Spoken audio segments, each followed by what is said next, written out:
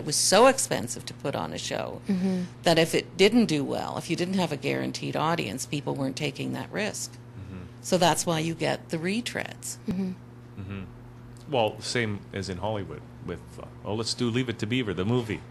The Brady Bunch. Yeah. But there's still, let's give movies their due.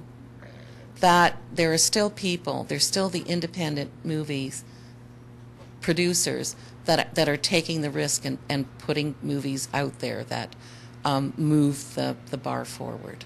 Right, okay. So this brings up again the whole question of, and we've touched on it already, but there's fine culture and then pop culture. And then there's like, there's indie culture. Yeah. And there's non-indie culture. And I have difficulty, okay. Like there's like well-funded culture and then there's indie culture. People doing it despite whether there's funding or not for it. I don't know. Any comments about that? What does that say about the state of our culture? But indie culture can cut through and become mainstream. Every once in a while it does, yeah. Quentin Tarantino, Robert Rodriguez. Kevin Smith. Yeah, okay, there's another one. I admire anything that's innovative. Reggae, hip-hop. Yeah.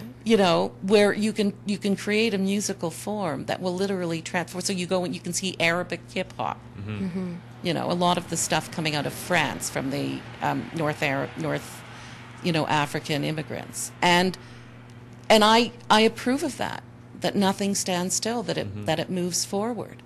But when some guy was doing it on a Chicago street way back when in the 70s, who knew? It's something that embraces. I mean, obviously, hip-hop represented, the anger of youth that had disassociated youth. Yes, thank you. But obviously, people were able to clue into that. So even within the popular stream, art still develops because it had something to say. So what's the difference between fine art then and pop art? Like Ken mentioned that it was maybe a class distinction between, the fine art and the pop art or the pop culture. But like what is that? Is it a distinction or where do you draw the line? How do you draw the line? I think the line is drawn by: are you going to? Is this going to be of interest to scholars? Although certainly reggae and hip hop is of interest to scholars, scholars of popular culture. I think all right, maybe it's the difference between what everybody recognizes and what fewer people recognize. Because to go to an opera, you have to, over the years, get some kind of sense of discernment. And maybe fine arts are acquired. They're not as readily accessible. You have to do a bit of work if you're an audience. But people used to a 30-minute soundbite, 30-second soundbite, they're not going to maybe be willing to do the work. But the audience does keep on regenerating itself, as if slowly. I mean, when the Canadian Opera Company began in 1959 or whatever year it was, I mean, it's now still 2010, and they still have, fully subscribed. So new people have come from somewhere. So those people opted to get that acquired taste.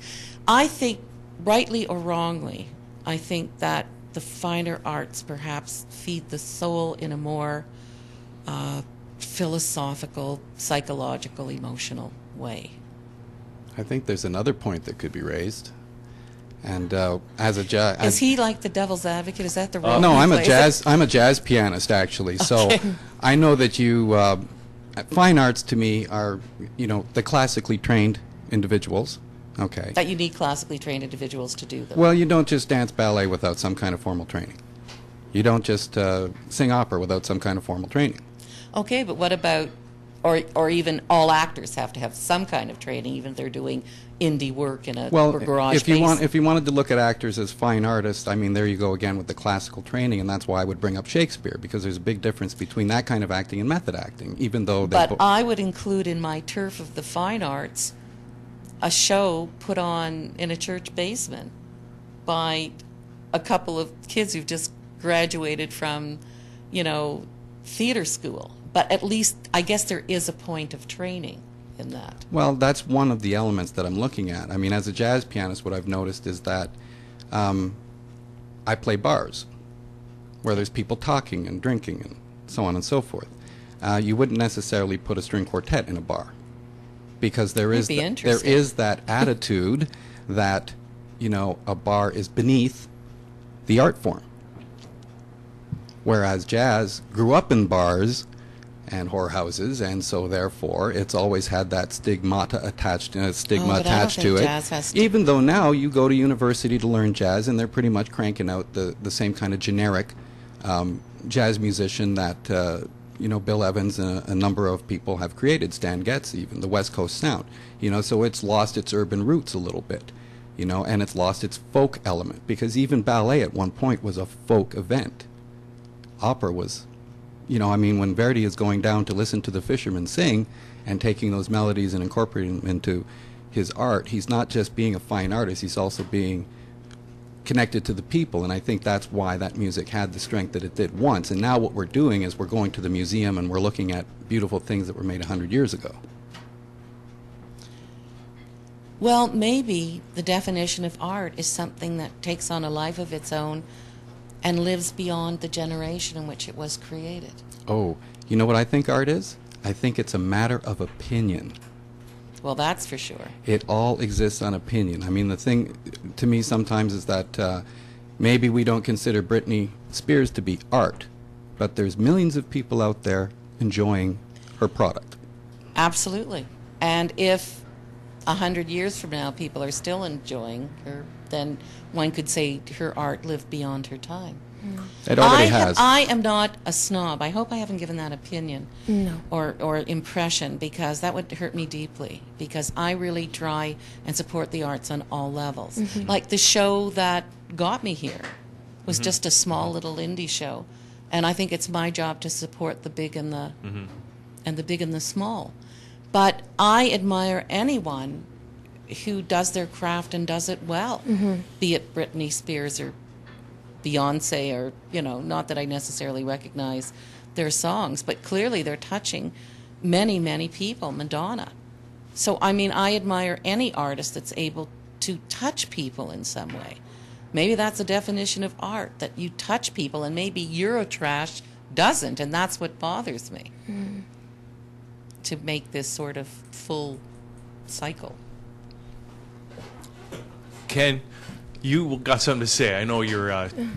Well, I think that, for instance, rap, when it first hit the market, the common thing that I heard out in the streets was that, all they sing about, and first of all, the minute I hear the word they, I'm kind of like, okay, so there's a separation point there. But all they sing about is killing the police and bitches and this and that and something else. And I thought, well, maybe, it hasn't been listened to deeply enough. There's got to be, something will always rise to the surface that will define our times. And sometimes that's the whole movement itself, or maybe one song in the middle of it. It's kind of like the Beatles defined the 60s, and I'm pretty sure that, when they hit, people were saying the same things about the Beatles. They're just a fad. They won't last. They won't last. They won't last. They're just a fad. This will be in and out. Yeah.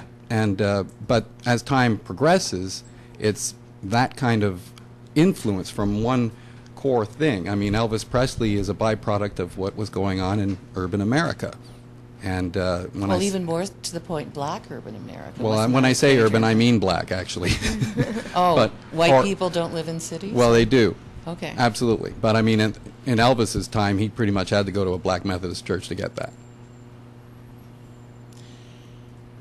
So what are you trying to say, Ken? What I'm trying to say is that there's absolutely a class distinction, and I feel it when I go out and perform. If I sat down and played a piece of classical music, nobody would come up to the piano and talk to me or cough. It's a training ground. But I don't think there's a class distinction, because I'm sure that someone in the audience that's come to hear you as a jazz pianist perhaps also goes to the opera. Oh, absolutely. But but there's a difference between playing the Glenn Gould studio, let's say, and playing in a bar. And it's just the way that people